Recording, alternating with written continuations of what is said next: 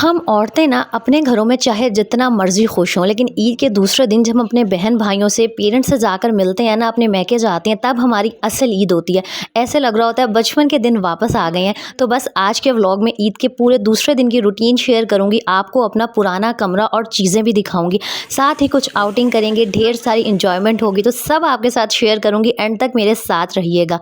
अस्सलामुअलैकुम मेरी प्यारी बहनों, ईद का दूसरा दिन है ये, तो आप सबको एक दफ़ा फिर से मेरी तरफ से ईद मुबारक। मैंने सुबह के टाइम व्लॉग डाला था, अब मुझे नहीं पता कि ये कब अपलोड होगा, आज ही कर दूंगी या कल करूंगी। तो आपने उस पर बड़ा ही प्यार दिया, मेरी सिंपल सी रूटीन को बहुत पसंद किया और मुझे कमेंट्स आ रहे थे आपकी रूटीन भी सेम हमारी तरह ही है। और मुझे व्लॉग अपलोड करते हुए लग रहा था कि यार ये मेरा बोरिंग सा व्लॉग देखेगा ही कौन। लेकिन खैर, इसलिए सोचा कि ईद के दूसरे दिन की भी रूटीन शेयर करती हूँ आपसे। यहाँ सुबह सुबह का टाइम है और मैं नाश्ते की तैयारी कर रही थी। और नाश्ते में मैं बनाने लगी थी, एक दिन ना पुरानी तंदूर की रोटियां पड़ी थी, तो सुबह नाश्ते में वो फ्राई करके ना बहुत अच्छी लगती हैं। और इसी तरह ना रिस्क को ज़ाया नहीं करना चाहिए, जो भी चीज़ हो ना उसे यूज़ कर लेना चाहिए। और साथ जो मैंने कल कबाब बनाए थे ना, वो भी बचे हुए थे, तो बस सोचा कि कबाब फ्राई कर लेती हूँ, साथ चाय बन जाएगी और रोटियाँ फ्राई कर लेंगे। और रमज़ान के बाद इस टाइम आज मुझे नाश्ता बनाते हुए ना बहुत ही अजीब लग रहा था, लेकिन खैर अब तो रूटीन में वापस आना ही है ना। और अगर अभी तक आपने ईद के पहले दिन का व्लॉग नहीं देखा ना, तो जाएं और ज़रूर देखिएगा। वहाँ पर मैंने ये मज़ेदार से चिकन कबाब की रेसिपी शेयर की है। बहुत जल्दी बन जाते हैं, बहुत क्विक हैं और आप इन्हें ईज़िली ना अपने फ्रीज़र में रख सकते हैं। गेस्ट आएँ फटाफट से फ्राई कर सकते हैं। और अगर गेस्ट ना भी आएँ तो अगर फ्रीज़र में इस तरह की चीज़ें मौजूद हो ना, तो बहुत ज़िंदगी आसान हो जाती है। अक्सर जब कुछ भी पकाने का दिल ना कर रहा हो ना, या नाश्ते में कुछ समझ ना आए कि क्या खाना है, क्योंकि चने अंडे ये सब कुछ खा खा के इंसान बोर हुआ होता है, तो नाश्ते में पराठे के साथ या बहुत सारी ब्रेड के साथ, किसी भी चीज़ के साथ ये बहुत अच्छे लगते हैं। तो लाजमी इसकी रेसिपी देखिएगा और मुझे बताइएगा कि ईद पर आपने कौन कौन सी डिशेस बनाई, कहाँ कहाँ गए, अपने अम्मी अबू बहन भाइयों से मिले या नहीं, क्योंकि मेरी तरह मेरी बहुत सारी बहनें ऐसी होंगी। अच्छा, अगर तो आपका घर भी यानी कि सेम सिटी में है जहाँ आपके पेरेंट्स रहते हैं, वहीं पर आपकी शादी हुई है ना, तो आप यकीन करें आप बहुत खुशकिस्मत हैं, क्योंकि हमारा जब दिल करता है हम उठते हैं और अपने पेरेंट्स के घर चले जाते हैं। यहाँ पर जी बस मैं नाश्ता रेडी करी थी। मैंने वो रोटियों को हल्का सा पानी से गीला करके और ऑयल लगा के फ्राई कर लिया था। और साथ साथ आज मैं वॉइस ओवर करते हुए ये सोच रही थी कि मैं कितनी खुशकिस्मत हूँ अल्हम्दुलिल्लाह कि जो मेरी अम्मी का घर है ना, वो मेरे घर से सिर्फ 10-15 मिनट दूर है। मेरा जब दिल करता है ना, मैं उठती हूँ और वहाँ चली जाती हूँ। हम औरतों ने जाना ही कहाँ होता है यार शादियों के बाद, बेटियों ने माँ बाप के घर ही जाना होता है ना। अगर माँ बाप का घर ही नहीं होगा तो और कहीं जाके मुझे नहीं लगता कि सुकून मिल रहा होता है। और तो मेरी वो वाली बहनें जिनके घर दूर हैं, जो दूसरी शहरों में ब्याही हुई हैं और जो ईदों पर शबरातों पर और साल साल बाद जाके अपने घर वालों से मिलती हैं ना, तो सच में यार आपकी हिम्मत को मेरा सलाम है। क्योंकि मुझे तो ऐसा लग रहा होता है कि जब तक मैं ईद पे अपने घर नहीं आई हूँ ना, मेरी ईद हुई नहीं है। आपने अगर मेरा ईद का पहले दिन का व्लॉग देखा होगा तो आपने देखा होगा मेरी क्या ही रूटीन थी। वही सिंपल सी घर के काम, किचन के काम, खाना बना लो, किचन साफ़ कर लो, घर के काम कर लो। और फिर जब मैं दूसरे दिन यहाँ आती हूँ ना अपनी मम्मा की तरफ, तो फिर मुझे सुकून मिलता है और मुझे एहसास हो रहा होता है कि यार हाँ वाकई ईद है। क्योंकि यहाँ आके ना ही कोई काम करना होता है, बस बिस्तर पर सुकून से बैठे रहो, चाय आ रही है, खाना आ रहा है। और बल्कि मज़े की बात बताती हूँ कि मैं दूसरे दिन यहाँ आई थी और ईद का तीसरा दिन हो गया है, अभी तक मैं यहीं रुकी हुई हूँ। इतना मुझे कोई सुकून और मज़ा आ रहा है। यहाँ पर मेरा सिंपल सा नाश्ता, तली हुई रोटियाँ और कबाब रेडी हो गए थे। तो आपके घर भी जब तंदूर वाली रोटी आती है ना, तो मुझे यकीन है कि अगले दिन अगर वो बच जाए तो उसे इस तरह से फ्राई करके लाजमी खाया जाता होगा। खैर, नाश्ते से फ्री होकर मैंने आमना को तैयार किया, खुद रेडी शेडी हुई थी और यहाँ आ गई थी जी मैं अपनी मम्मा की तरफ। और ये उनके घर का है ऊपर वाला पोर्शन। और वीडियो में ये जो आपको रूम नज़र आ रहा है ना, ये शादी से पहले मेरा कमरा हुआ करता था, जो बाद में मेरे भाई ने ले लिया। इसीलिए यहाँ पर जो दीवारों पर आपको फूल बूटे और भूत प्रेत नज़र आ रहे हैं ना, ये उसी के सारे शाहकार हैं। उसके बाद भाई नीचे वाले रूम में शिफ्ट हो गया और अभी मेरी छोटी बहन के पास है। और यहाँ पर बस जी मेरे रेस्ट वाला मोड चल रहा था। मैंने सुकून किया, रेस्ट किया, कुछ नहीं किया, बहुत कुछ खाया जिनके क्लिप्स रिकॉर्ड करना मैं भूल गई थी।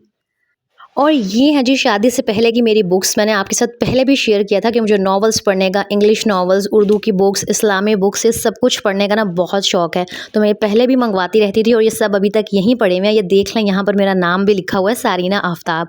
शादी से पहले सारीना आफ्ताब थी मैं, जो अब सारीना शोएब बन चुकी हूँ। और ये 2019 की बुक है और ये सारे मेरे नॉवेल्स हैं जिनको मैं पढ़ चुकी हूँ। और इसके ऊपर अब अक्सर जब आमना यहाँ पर आती है ना, तो वही गन वगैरह मारी होती है, बाकी कोई नहीं पढ़ता।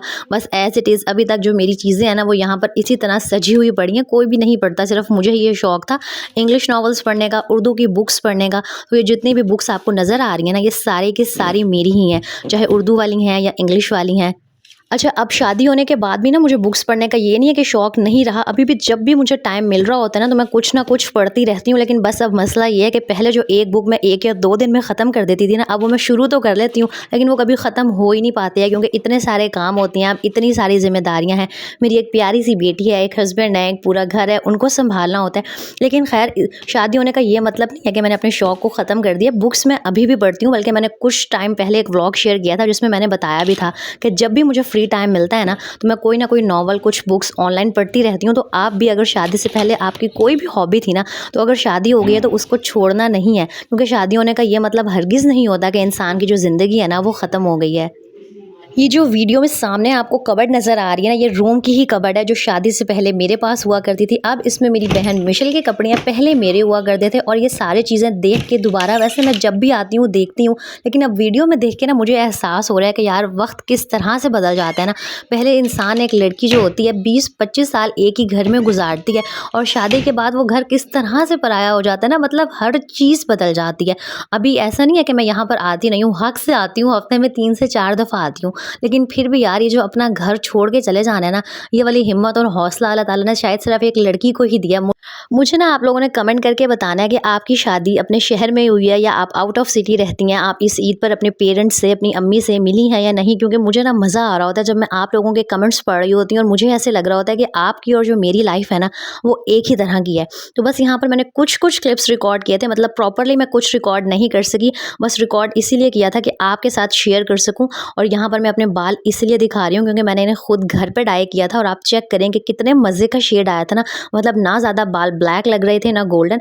बल्कि मैं ईद पे पार्लर गई नहीं थी, मैं जाती ही नहीं हूँ। मैं जो करना हो ना वो खुद ही यूट्यूब से देख के और घर पे चीज़ें वगैरह मंगवा के कर लेती हूँ। और ये सारे छोटे-छोटे से क्लिप्स हैं मेरे पास, जो भी थे ना मैंने व्लॉग में ऐड कर दिया। मकसद सिर्फ ये था कि अगर आपने ईद के पहले दिन का व्लॉग एंजॉय किया है ना, तो मुझे यकीन है कि ये वाला भी आप एंजॉय करेंगे और मेरे साथ रिलेट कर सकेंगे कि हम औरतों की ईद तब होती है जब हम अपने मैके आ जाते हैं और यहाँ पर आकर हम खूब ढेर सारा एंजॉय करती हैं। तो बस यही कुछ क्लिप्स थे। हम बाहर घूमने गए, पिज़्ज़ा मंगवा के पिज़्ज़ा पार्टी की, मम्मा ने मज़े-मज़े के खाने बनाई, जो जिनके मैं क्लिप्स रिकॉर्ड करना ही भूल गई। मैंने आपको कहा है ना, मैंने प्रॉपर कुछ भी शूट नहीं किया। जब मुझे याद आ रहा था ना तो बस मैं कैमरा निकाल रही थी। अच्छा, ये जो खूबसूरत से बिल्डिंग और जगहें आपको नज़र आ रही है ना, ये जो मुल्तान में डीएचए में एक बना हुआ है रोमंजा, आई थिंक मैं सही प्रोनाउंस कर रही हूँ, तो ये वो है। और ये इतना कोई खूबसूरत है ना, मतलब यहाँ जाके आपको लगेगा ही नहीं कि आप मुल्तान में आए हुए हैं, ऐसे लगेगा आप कोई दुबई में हैं या किसी आउट ऑफ कंट्री में है। मतलब बहुत खूबसूरत जगह है। अगर आप मुल्तान से हैं और आपने रोमंजा विज़िट किया हुआ है ना, तो मुझे कमेंट करके ज़रूर बताइएगा कि कितनी खूबसूरत ये जगह है। और मैं आपको रिकमेंड करूँगी कि अगर मुल्तान में है ना तो यहाँ पर लाज़मी जाएँ। और वैसे मैं खुद मुल्तान से हूँ, मैं बहुत घूमती फिरती भी हूँ, लेकिन ये वाला जो स्पॉट है ना, ये कल मैं अपने भाई के साथ, उसने हमें बताया कि ये वाली एक जगह है। मैं डीएचए पहले आ चुकी हूँ, लेकिन ये वाला स्पॉट मैंने पहली दफ़ा देखा था, तो मैं खुद हैरान रह गई थी कि यार मुल्तान कितना ज़्यादा तरक्की कर चुका है ना, इतनी खूबसूरत चीज़ें यहाँ पर बन चुकी हैं। और वापसी पे बस हमने आइसक्रीम खाई, गोलगप्पे खाए, मतलब दिल खोल के मैंने एंजॉय किया। वो जो एक ही तरह की मेरी मोनोटोनस सी लाइफ बनी हुई थी ना, बस व्लॉग रिकॉर्ड करो, घर के काम करो, उससे जो मेरा मेरा तो माइंड सारी था ना वो ज़िंदगी बहुत जेल में रहा। रिलैक्स हो गया था। और अब आपकी पूरी बहन के ज़िंदगी अंदर ना फुल एनर्जी आ गई है दोबारा से रेगुलरली के साथ अच्छा-अच्छा कंटेंट अपलोड करने की। क्योंकि हम औरतें ना हर वक्त वही घर के काम, वही एक जैसी ज़िंदगी, और इंसान तंग आ जाता है। तो ये जो बीच में कुछ ब्रेक आ गया था ना, तो मेरा माइंड बहुत ज़्यादा फ्रेश हो गया था। और ये सारे क्लिप्स आप लोगों के साथ शेयर करने का मकसद ही यही है कि आप लोग मेरी फैमिली है। मैं चाहती थी कि मैं दिखाऊँ आपको, बताऊँ कि मैंने अपने ईद का जो पहला और दूसरा दिन है ना वो किस तरह से गुजारा। दूसरा दिन आपने सारा देख लिया, दूसरे दिन मैं यहीं पर रुक गई थी। और ये जी तीसरे दिन के क्लिप्स हैं, मैं सुबह उठ के ना बाहर गली में देख रही थी कि क्या हो रहा है, क्या नहीं हो रहा। अच्छा, आई नो इन ब्लॉग्स में कुछ भी ख़ास नहीं है, बस सिंपल सी रूटीन है जो मैंने शेयर कर दी। लेकिन मेरी कुछ बहनें थीं जो देखना चाहती थीं कि आपने ईद का पहला और दूसरा दिन किस तरह से गुजारा, तो बस व्लॉग किस तरह का लगा, आपने ईद पर क्या किया, मुझे लाज़मी बताइएगा। नेक्स्ट व्लॉग में मिलेंगे वही अपने इन्फॉर्मेटिव से कंटेंट के साथ। दुआओं में याद रखिएगा। अल्लाह हाफ़िज़।